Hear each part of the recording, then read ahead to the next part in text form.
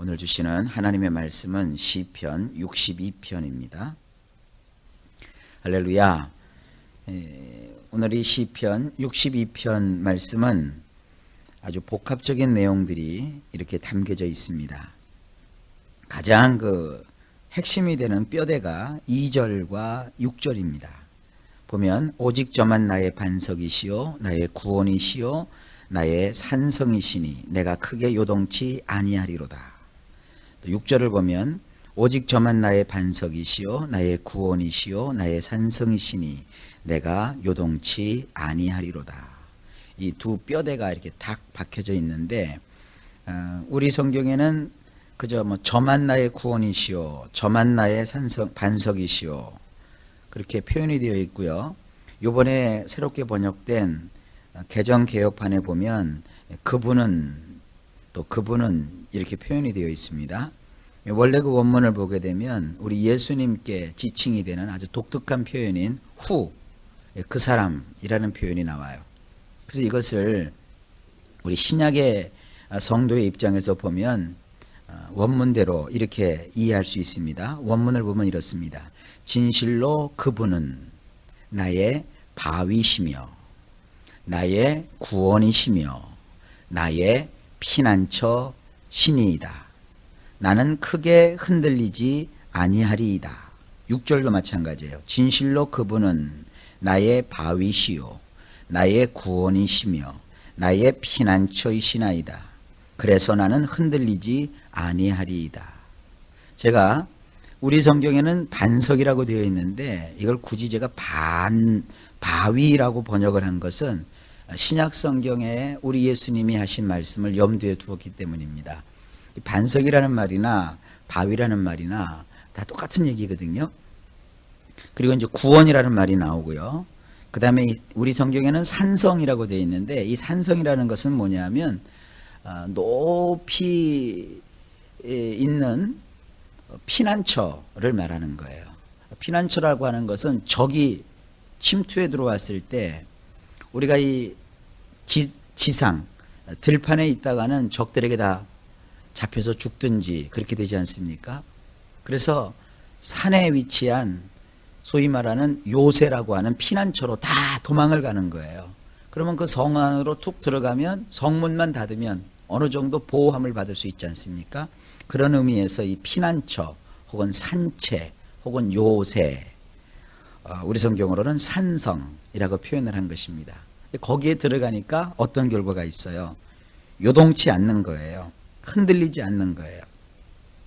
우리 예수님께서 베드로에게 그렇게 말씀하셨죠. 베드로야, 너는 이제부터 베드로라고 부르리라. 이 베드로라고 하는 것은 뭐냐면 작은 돌이라는 것입니다. 작은 돌.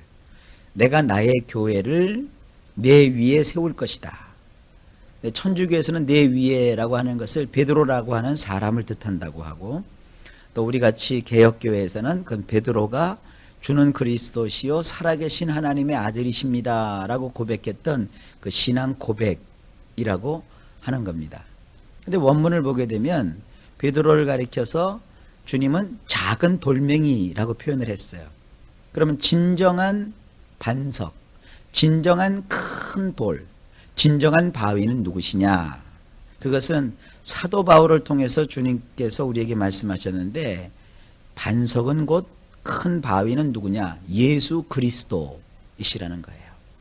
그러니까 주님은 우리의 바위이세요. 그 주님 위에 교회가 건설이 되는 것이죠.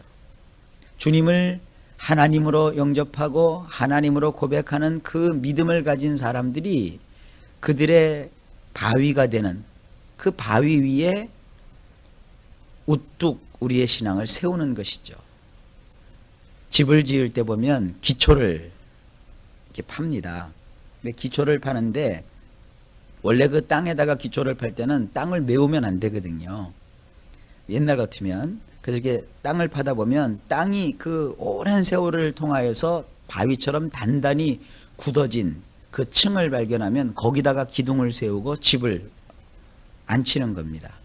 근데 요즘은 이제 그런 공법을 쓰지 않고 인공적으로 바위 같은 그런 그 바닥을 만들죠.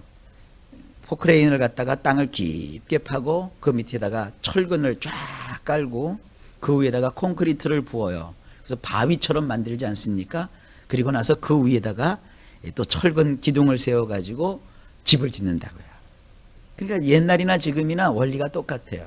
우리가 세워야 될 우리의 인생의 집은 영원토록 흔들거리지 않는 큰 바위인 예수님 위에다가 우리가 터를 잡고 집을 지어야 되는 거예요. 이게 바로 구원이 그렇다는 것이에요. 어떤 사람이나 사람의 생각, 인터넷이나 이런 데를 들어가 보면 아주 하나님을 안 믿기로 작정한 사람들이 예수님을 회파하고 비방하고 신앙을 뿌리째 흔드는 그런 사람들이 얼마나 많은지 몰라요. 그런 것에 우리가 부안해동해서 거기에다가 우리의 삶의 터를 두게 되면 결국 그 인생은 흔들려 버리고 마는 거예요. 영원한 바위가 되시는, 우리가 정말로 그 위에 집을 세워야 되는 흔들거리지 않는 튼튼한 바위가 되시는 예수님, 거기에 우리는 뭐를 세워요? 나의 구원이라 그랬어요. 거기에 우리가 터를 잡는 거예요. 그래서 예수님을 우리는 우리의 구세주와 우리 주님으로 영접해서 그 위에다가 우리가 구원의 집을 세우는 거예요. 그것만이, 그 예수님만이 우리의 피할 피난처이십니다. 그래서 그 예수님 위에 우리가 터잡고 있으니까 흔들거리지 않는다는 것이죠. 그래서 오늘 이 시편 62편은 구약에서 이런 장차 이루어질 신약을 내다보면서 반석이 되시고 큰 바위가 되시는 예수님 위에 터잡고 구원의 집을 세워서 그것으로 피난을 가 이 세상의 거센 바람과 풍파가 다 지날 때까지 보호함을 받음으로 흔들리지 아니하는 우리를 내다보면서 이 시편이 기록된 거예요. 그래서 이 시편 62편은 주 예수님을 믿는 우리들의 이야기고 우리들의 삶의 모습인 것입니다. 예수님 위에 터를 잡고 살아가는 사람의 삶은 어떠해야 되는가 한번 살펴보겠습니다. 1절입니다. 나의 영혼이 잠잠히 하나님만 바라며 나의 구원이 그에게서 나는도다. 원문으로 보면 이렇게 되어 있어요. 진실로. 이 진실로라는 말이요, 우리 성경에는 오늘 드러나 있지 않지만 원문에 보면 이 진실로라는 말이 몇 번 나오느냐면 1절에 진실로, 2절에 진실로, 4절에 진실로, 5절에 진실로, 6절에 진실로, 9절에 진실로 6번이 나와요. 그러니까 참으로, 진짜로, 정말로 이런 뜻이거든요. 그래서 우리 신앙인들은 진실로 나의 뇌폐시가 잠잠히 엘로힘을 향하나이다. 그분에게서 나의 구원이 나오나이다. 그러니까 예수님을 믿는 우리들은 다른 것이 우리의 인생의 구원자라고 전혀 여기질 않는 거예요. 오직 엘로힘 하나님, 성부 하나님, 성자 예수님, 성령 하나님이신 그 엘로힘 삼위일체 하나님만이 우리가 항상 바라봐야 되고 그분을 향해서 우리가 나아가는 거예요. 이걸 신약성경에서는 어떻게 표현하고 있냐면 우리가 사나 죽으나 우리는 주의 것이요. 먹든지 마시든지 무엇을 하든지 우리는 다 하나님의 영광을 위해서 한다 그랬어요. 하나님의 영광을 위해서 한다는 게 뭐냐면 하나님을 바라보고 그분을 향한다는 거예요. 막 떠들썩하게 향하는 게 아니에요. 잠잠히. 이 신앙생활에도 어떤 사람은 떠들썩한 사람이 있죠. 나는 이렇게 했고 나는 저렇게 했고 나는 옛날에는 신앙생활을 이렇게 했고 나는 이렇게 뭐 굉장하고, 그거 신앙생활 잘못하는 거예요. 신앙생활은 여기 있는 대로 잠잠히 하는 거예요. 저 사람이 정말 믿는 사람인지 안 믿는 사람인지는 몰랐는데 저 사람 가보면은 늘 사람이 기쁨이 있고요. 아주 또 사람이 살아가는데 기풍이 당당하고요. 그리고 거기에서 우러나오는 뭔가 모를 그러한 존경심이 이렇게 막 배어나오는 그런 인자함이 있죠. 그런 것이 뭐예요? 잠잠히 하나님을 믿는 사람의 모습입니다. 저는 우리 교회에서는 나 신앙 좋다고 막 이렇게 나대고 떠들고 자랑하는 사람은 한 사람도 없었으면 좋겠어요. 그저 잠잠히 남을 도와줘도 잠잠히 예수를 믿더라도 진실하게, 이런 게 얼마나 아름다운 건지 몰라요. 여러분 꼭 이런 신앙을 본받으시길 주의 이름으로 축원합니다. 그리고 3절로 건너뜁니다. 넘어지는 담과 흔들리는 울타리 같은 사람을 죽이려고 너희가 일제히 박격하기를 언제까지 하려느냐. 이 원문을 보면 이렇게 되어 있어요. 어느 때까지 너희들은 각자 마치 옆으로 기울어지는 벽과 같고 무너져 내리는 담과 같은 사람을 놓고 죽이려고 대적하면서 소리를 지를 것이냐. 이 신앙인에게는요, 이러한 그 대적들이 늘 있어요. 신앙을 안 가졌을 때는 별로 아무 말도 하지 않던 사람이 내가 막상 신앙을 갖고 하나님을 믿는다고 하면 그렇게 내 신앙을 갖지 못하도록 막는 세력이 이 세상에 있어요. 그런데 정작 신앙을 가진 나는 하나님 앞에서 이렇게 고백하잖아요. 마치 옆으로 기울어지는 벽, 또 무너져 내리는 담. 이것이 나의 인생이라는 거예요. 가만히 보면 하나님 없이 사는 삶은요, 하나님을 또 모시고 사는 사람도 마찬가지죠. 우리의 인생은요, 옆으로 기울어지는 벽과 같아요. 벽을 세워놨어도 벽이 오래되면 이렇게 기울어지잖아요. 담도 역시 오랜 세월이 지나면 무너져 내리잖아요. 우리 인생은 그렇게 연약하다는 거예요. 그러니까 사람이 나를 향해서 그렇게 연약한 나를 그냥 내버려둬도 나중에 다 사그러지고 쓰러지고 말 인생인데 어떻게 쓰는지 나를 그냥 무너뜨리려고 대적이 일어나서 나를 그렇게 공격한다는 것이죠. 그러나 그런 것에 흔들거리지 마시라 이겁니다. 그래서 4절에 이렇게 되어 있어요. 저희가 그를 그 높은 위에서 떨어뜨리기만 꾀하고 거짓을 즐기하니 입으로는 축복이요 속으로는 저주로다.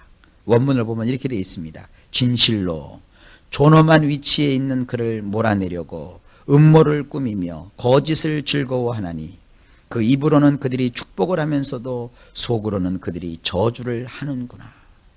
우리 예수 믿는 사람을 여기서 어떻게 표현하고 있냐면 아주 존엄한 위치에 있다 그랬어요. 우리 인생이라고 하는 것은 무너지는 벽과 같고 쓰러지는 담과 같지만 예수를 믿고 그 위에 우리가 우리의 인생을 건설하는 사람은 존엄한 위치에 있는 사람이에요. 이 산성이라고 하는 것, 피난처라고 하는 것은 평지에 있지 않고 높은 산에 위치하거든요. 그러니까 이 지상에서 있는 우리가 아니라 하나님을 향하여 피난하여 높은 곳으로 우리가 올라갔단 말이에요. 그 사람을 여기서는 뭐라고 표현하느냐? 존엄한 위치에 있다. 아주 높은 위치에 있다. 한 가정에서 예수를 믿으면 그 가정의 중심이 누가 되느냐? 예수 믿는 사람이 돼요. 여러분 가정에 이제 하나님이 주시는 축복의 통로예요. 그걸 우리는 뭐라고 하냐면 가정의 제사장이라고 하는 것이죠. 사실 제사장은 남편이 되는 것이 가장 좋거든요. 근데 어제 상황이 그래요. 이 남편이 예수를 안 믿으면 아무리 남편이 훌륭하고 가진 것이 많고 뛰어나다 할지라도 하나님은 그 남편을 보고 그 가정을 축복하지 않으세요. 절대로 그러지 않으세요. 주님께 피한 사람, 하나님께로 향하여 나간 그 사람이 그 가정의 축복의 통로예요. 거꾸로 얘기하면 주님을 잘 모시고 섬기는 여러분이 무너지면 가정이 무너져요. 그러나 여러분이 하나님 앞에 서 있으면 하나님의 그 축복의 통로가 여러분이기 때문에 여러분 가정은 절대로 무너지지 않아요. 내 자녀는 절대로 내려앉지 않아요. 왜? 내가 하나님을 의지하는 축복의 통로이기 때문이에요. 어차피 인생이라는 것은 무너지게 되어 있어요. 그런데 이 사탄이라고 하는 것은 이 존엄한 위치에 있는 나를 어떻게 해서든지 몰아내려고 음모를 꾸미고 거짓을 즐거워하고 그렇게 합니다. 그러나 하나님을 믿는 우리들은 하나님이 우리의 축복의 통로이기 때문에 또 하나님이 우리에게 복을 주시는 것이기 때문에 흔들거리지 않고 하나님을 바라보고 있는 거예요. 환경 바라보고 믿지 마세요.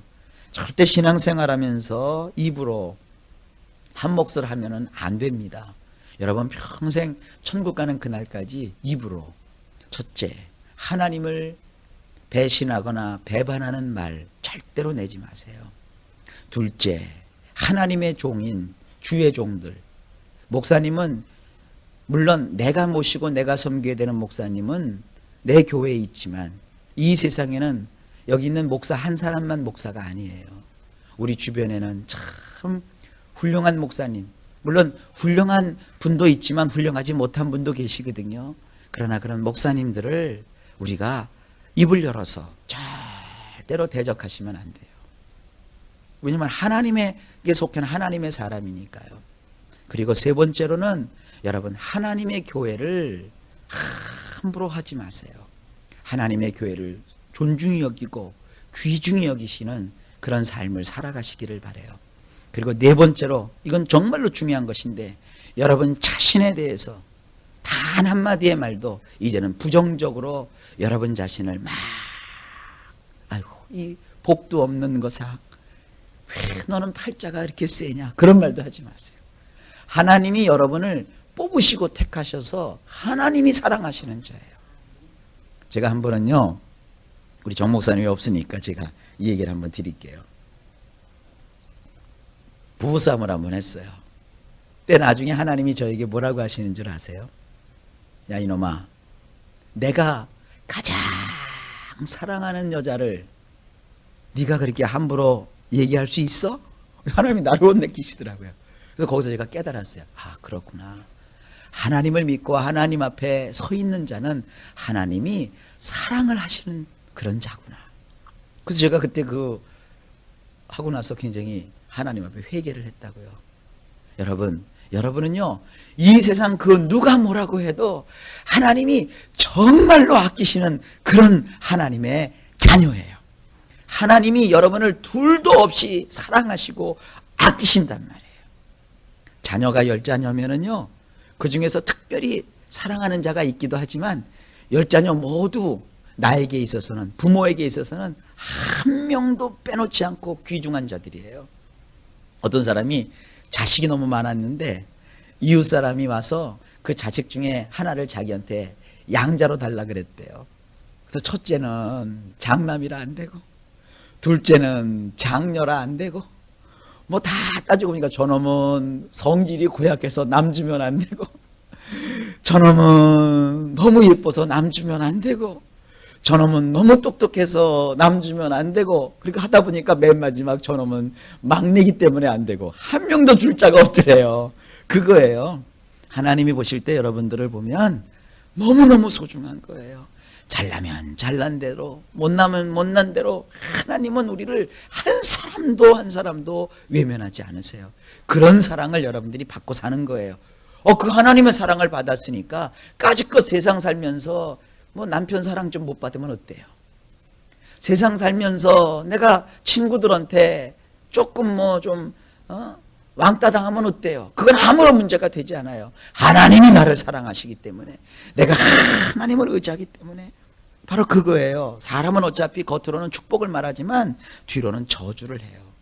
그러니까 여러분들이 이렇게 세상 사람들처럼 살지 마시고 오로지 하나님을 의지하고 기쁘고 즐겁고 감사하며 삶을 사시길 주의 이름으로 축원합니다. 그러니까 다시 또 나오는 거예요. 5절을 아까도 했지만 5절을 보면 우리 성경에 나의 영혼아 잠잠히 하나님만 바라라. 대저 나의 소망이 저로조차 나는도다.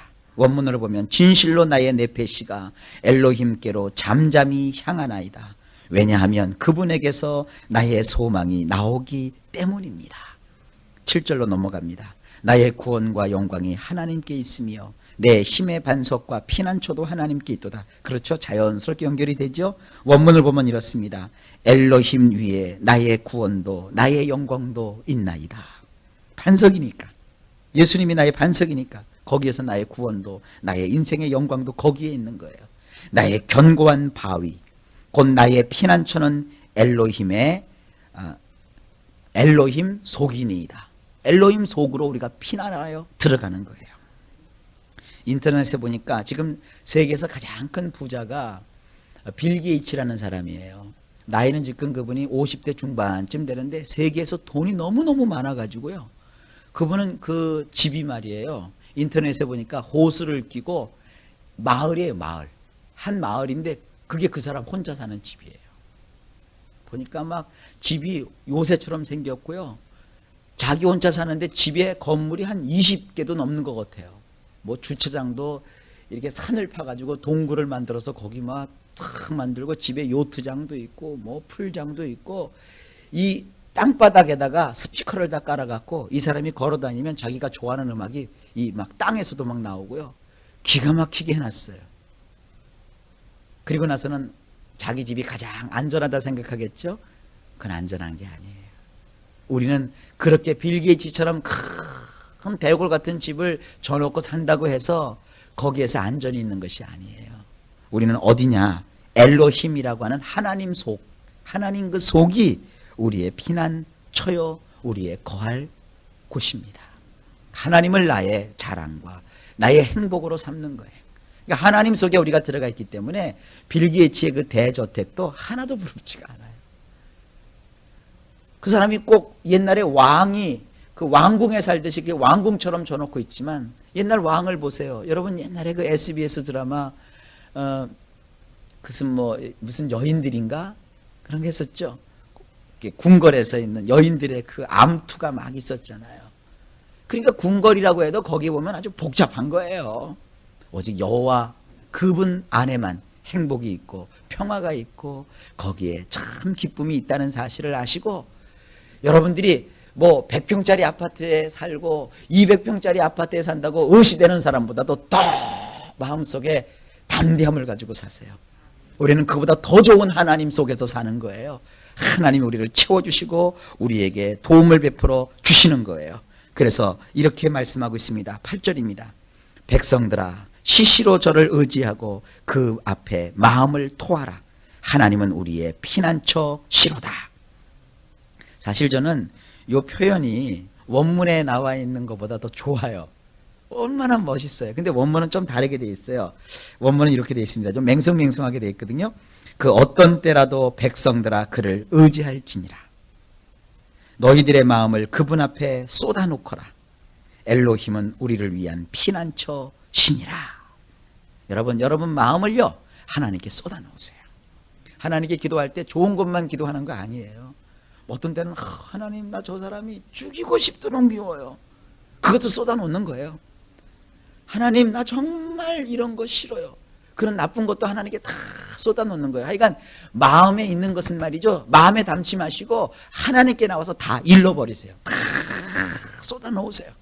좋은 것도 나쁜 것도 싫은 것도 미운 것도 기쁜 것도 하나님께 나와서 다 쏟아놓으세요. 하나님이 그렇게 말씀하고 계세요. 왜냐하면 엘로힘은 우리를 위한 피난처시기 때문입니다. 그거 붙들고 살지 마세요. 그럼 병나요. 그 마음 가지고 자꾸 속썩이며 속아르며 살지 마세요. 그러면 여러분 큰일 나요. 그저 하나님께 나와서 다 쏟아놓으세요. 9절입니다. 진실로 천한 자도 헛되고 높은 자도 거짓되니 저울에 달면 들려 입김보다 경하리로다. 이 원문을 보면 이렇게 돼 있어요. 진실로 사람의 아들들이란 입김이로다. 저울들에 달아보면 위대한 자나 승승장구하는 자의 아들들이 모두 아무것도 아니며 입김에 지나지 않는다는 점에서 모두 같으니라. 이 세상은요 입김 후 하고 푸는 입김과 같다는 거예요. 잘난 사람, 잘 나가는 사람 그거 부러워하지 마세요. 그냥 입김만 한번 후 불면 없어지고 말잖아요. 그런 것이 인생이라는 거예요. 성공이라는 거, 또 행복이라는 거 다 그런 거예요. 그러니까 우리는 뭐냐? 어떻게 살아가야 되느냐? 10절입니다. 포악을 의지하지 말며 탈취한 것으로 허망하여지지 말며 재물이 늘어도 거기 치심치 말지어다. 원문을 보면 이렇습니다. 너희들은 뻔뻔스럽게 남을 강압하거나 강탈하는 등 그런 허망한 일을 하지 말라. 혹은 세력이 막강해진다고 해도 너희들은 마음을 그런 것에 두지 말라. 11절. 하나님이 한두 번 하신 말씀을 내가 들었나니 권능은 하나님께 속하였다 하셨도다. 원문을 보면 이렇습니다. 엘로힘께서 언젠가 세력이라는 것은 엘로힘에게 속한 것이라고 말씀하시는 것을 나는 2차례나 들었느니라. 이 세력이라고 하는 것은 뭐 돈으로 혹은 지식으로 어떤 권력으로 갖게 되는 그런 힘을 말하는 거예요. 그거 다 하나님께로 나오는 것이라 인간이 똑똑해서 그거 얻는 거 아니에요. 하나님께로부터 나오는 것이에요. 근데 하나님은 그거 다 하나님께 속한 거기 때문에 인간의 속에서 나오는 것이 아니기 때문에 그 부러워하지 말라는 거예요. 그래서 어떻게 되느냐? 12절에 주여 인자함도 주께 속하여 싸우니 주께서 각 사람이 행한 대로 갚으심이니이다. 주여 인애라는 것도 당신께 속한 것이기 때문에 당신께서는 사람이 행한 대로 대갚아 주시나이다. 그러니까 뭐예요? 힘을 가지고 막 내가 힘이 있다고 떵떵거리는 거, 또 내가 참 부족해서 좀 제발 나를 좀 하나님 도와주세요, 나를 좀 불쌍히 여겨주세요 하는 거, 그것도 다 뭐냐 하면 하나님에게서 나는 거라는 거예요. 그러니까 너희는 뭐냐? 하나님 앞에서 바르게 살아가라는 거예요.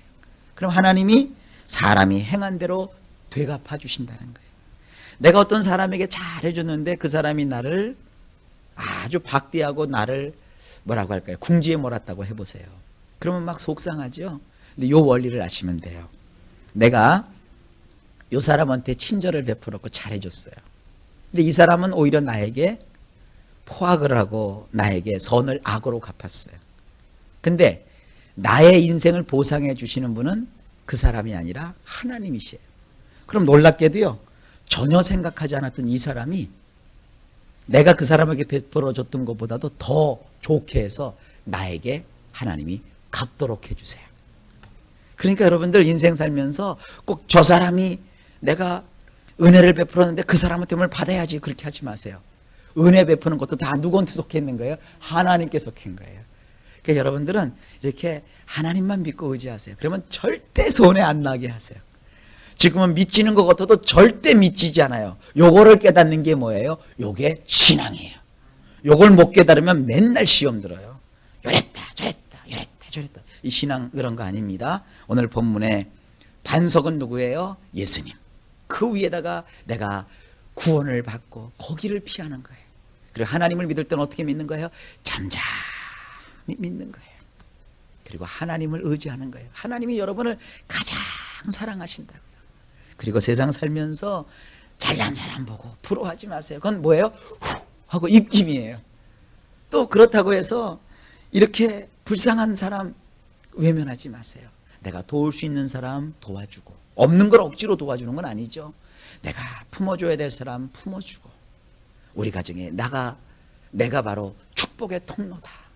그걸 믿고 여러분들이 소망 가운데 한 발짝 한 발짝 나가면 하나님이 우리를 존귀한 위치에 처하게 해주시고 우리를 보호해 주시고 온갖 것으로 주시는 거예요. 8절 말씀을 다시 한번 기억하세요. 저는 우리 성경으로 번역한 게 너무 더 좋으니까 이걸 다시 한번 인용할게요. 백성들아 시시로 저를 의지하고 그 앞에 마음을 토하라. 하나님은 우리의 피난처 시로다. 마음의 것을 다 하나님께 오늘도 토해 놓으세요. 하나님이 도와주실 겁니다. 좋은 일이 여러분 앞에 펼쳐질 겁니다. 여러분의 인생에 여러분으로 인해서 큰 행복이 찾아올 것입니다.